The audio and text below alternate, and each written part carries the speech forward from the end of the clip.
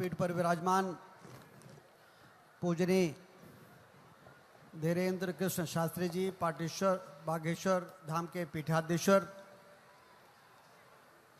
जब कभी भविष्य में भारत का इतिहास लिखा जाएगा और जब कभी हिंदुत्व की चर्चा होगी तो इस बात के लिए कि हिंदुत्व की लहर को आंधी में बदलने का काम किसने किया था, तो पूजनीय बागेश्वर महाराज जी का नाम हमेशा याद किया जाएगा। आदि शंकराचार्य जी ने देश को एकता के सूत्र में बांधने के लिए यदि 4 मठों की स्थापना नहीं की होती तो शायद मुगलों के इतने लंबे समय के शासन और अंग्रेजों के इतने लंबे शासन के बाद हिंदुत्व को बचा पाना संभव नहीं हो सकता था। तो जो काम आदि शंकराचार्य जी ने किया, देश को एकता के सूत्र में बांधने का काम कौन कर सकता है, तो धर्म और अध्यात्म और सनातन ही हमारे देश को एकता के सूत्र में बांधने का काम कर सकता है। उस मंत्र को आज जन जन के दिल और दिमाग में बैठाने का काम इतनी कम उम्र में ये बागेश्वर जी की और बालाजी की कृपा नहीं है तो और क्या है। कौन कहता है कि भगवान नहीं होता है। जब हम लोग धीरेन्द्र के शास्त्री जी को देखते हैं तो ये चमत्कार दिखाई देता है कि व्यासपीठ पर विराजमान होके अभी 30 वर्ष की उम्र पूरी नहीं हुई है और 10:30 बजे इतनी बड़ी संख्या में देश के किसी कोने में जाते हैं तो लाखों की भीड़ उमड़ पड़ती है उनके प्रवचन को सुनने के लिए और उनको देखने के लिए। हमारे देश की सबसे बड़ी ताकत है धर्म और अध्यात्म। दुनिया के बहुत से देश आर्थिक रूप से हमसे भले आगे होंगे, लेकिन धर्म और अध्यात्म के मामले में हमारे देश के सामने वो सारे देश नतमस्तक दिखाई देते हैं। और इसलिए जरूरी है धर्म अध्यात्म का संरक्षण और उसका संवर्धन। तो संरक्षण और संवर्धन का काम हिंदुस्तान के अंदर हमारे कई महापुरुष कर रहे हैं, संत और महात्मा कर रहे हैं।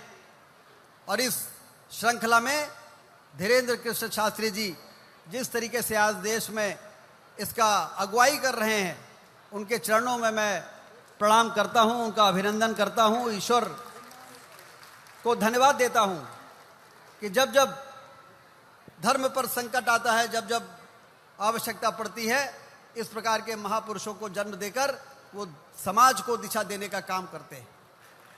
तो इसलिए ये वरदान के रूप में जो हमको प्राप्त हुए हैं वो हम सब उनकी बातों को सुन के एक कान से दूसरे कान निकालना नहीं है। श्रोता 3 प्रकार के होते हैं। पहले श्रोता होते हैं जो भागवत की कथा को, राम की कथा को एक कान से सुन के दूसरे कान से निकाल देते हैं। दूसरे होते हैं श्रोता जो एक कान से सुनते हैं और दिमाग में ले जाते हैं और तर्क और वितर्क शुरू कर देते हैं।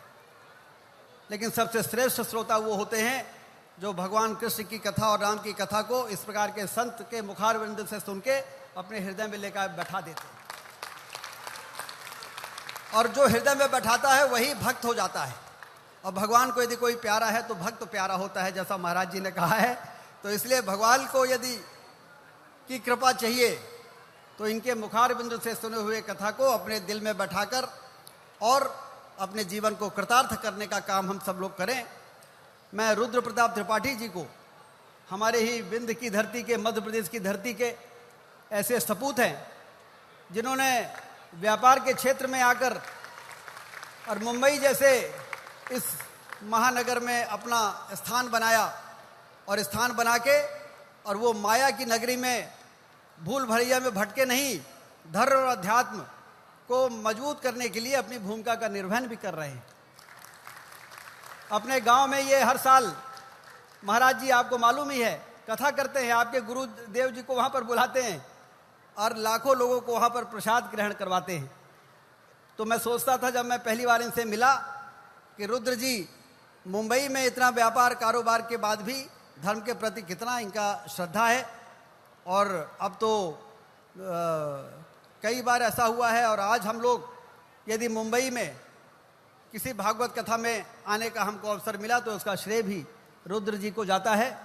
रुद्रा जी, आपको बहुत बहुत बधाई, आपका अभिनंदन कि आपने कथा का आयोजन किया और महाराज जी का दर्शन करने का हम सबको अवसर प्रदान किया।